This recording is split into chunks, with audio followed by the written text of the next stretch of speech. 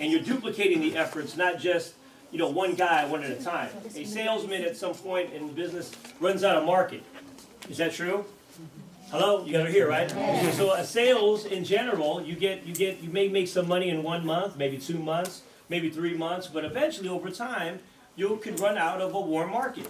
So building allows you to have an unlimited market, but the number one reason you want to build is that you make a difference in everyone in your team. You make an impact on other people's lives. One of the things I want you to write in your notes before you get started is it's a lot less about you and more about the people you're going to serve. Just remember that, okay? It's a lot less about you.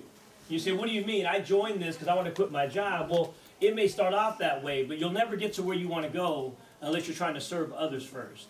You want others to get to where they want to go. You want to help people with where they are. You got to ask yourself this question, deep inside of your core, do you truly care about other people? Do you really care about people? Because if deep inside all you care about is yourself, this is going to be a tough deal. It'll hurt. Building, believe it or not, people will know if you're not genuine. You can see it over time. Would you guys agree with that? No matter how much you could be a sweet talker, but they can tell if you really care about people.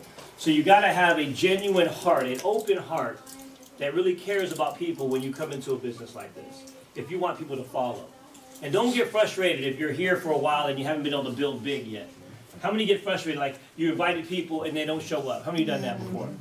Disappointing because you feel like, what am I doing wrong? Or maybe it's me. It's not you. Sometimes you have to go through experience. You guys remember when you were kids and you had your first date? Or did your parents not let you date so young? Do you guys remember when you had your first date? Any guys remember? You guys ever had dates or what? Remember your first date when you first asked a girl out? Was it tough the first time, right? Yeah. Then you're so nervous. Second time, you're still nervous but not as nervous. By the 10th, 20th time, if you keep asking, it becomes easy for you. Because over time, experience takes over. If you ever joined a basketball team, or maybe some sort of organized sport, or maybe you're a cheerleader, or you start off at the beginning, you're very nervous the first day. Then over time, as you keep repeating it, you keep going to practice, you keep showing up, it gets very easy. Same with this business.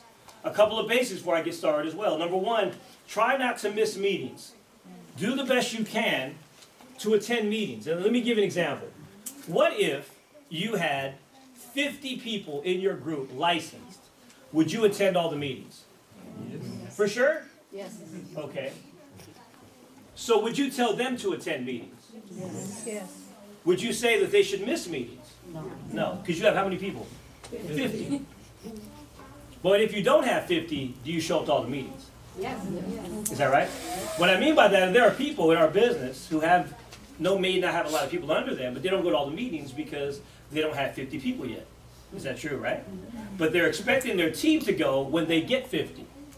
And the problem with that is you can't really do that unless you've done it first. I mean, I would say a minimum of 1 to 2 meetings at the bare minimum, because you need a rhythm in terms of recruiting. You need to be able to bring in one place and then bring into another. Does that make sense, right? So we'll get more into that. But these are some areas that I want you to add to your business as soon as you can, or if not today, okay? First one is get a list of your top 200 prospects. You need to get a list together. You need to put time in a day that prospecting is a big deal. Most people in business fail because of lack of prospecting. They don't prospect enough. Let me give you some suggestions. Number one, always do what you hate most first in your day. Always do what you hate most first. Why do you think people hate prospecting? Let me ask you a question. Let me ask you. Is prospecting the reason why someone would have a team? What do you think? Yes. If you have a recruit, you probably think they prospected them? Do you think if you had a sale, you think it was someone prospecting them? So prospecting gives us all these great things. How come most people don't prospect? It's because we hate to be rejected. We hate to ask someone for something and they say no. You hate to feel as if you're begging someone. Is that right? You hate to ask, but if you knew they were going to say yes, you would ask them. But because you don't know they're going to say yes, you go, I don't want to do it. And so the reason why we don't prospect is the fear of failing in prospecting. Well, what if I told you that if you made a list of 200 names and you call 200 names, there's going to be a ratio that forms? Is that true, right? If you put a guy in a batter's box long enough, he's going to strike out a few times, he's going to hit a few times. And then you find out what? A ratio. Is that true, right? But the reason why I say 200, you need to have a big number to get excited about, because you'll need to have, trust me, you'll have 200 names if you really do some research. Like if I ask you, who was your old coworker? Who's in your family? Who's your best friend? Who's your best friend's parents? Who's your best friend's brother? Who's your auntie? Who's your godparents? I could go on a memory jogger, and you can pull up 200 names easily if a leader helps them go through a memory jogger. So as a leader, you want to sit with your team and go through a prospecting, what I would say, an hour of power.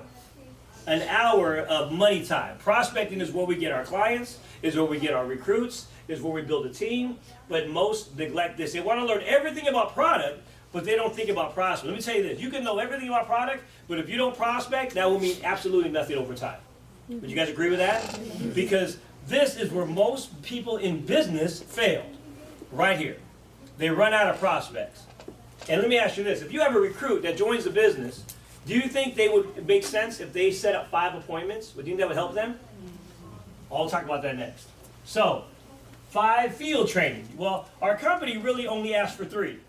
But I suggest that you do at least 5 field training sales. Now, let me ask you let's talk about what that is and why that makes sense. Because a lot of people get mixed up on this, okay? First of all, if a new person comes on board, does he know what to do in the field? No. Okay, so he's brand new, he's excited, he's bouncing up and down, telling his friends he's going to be rich. Is that right?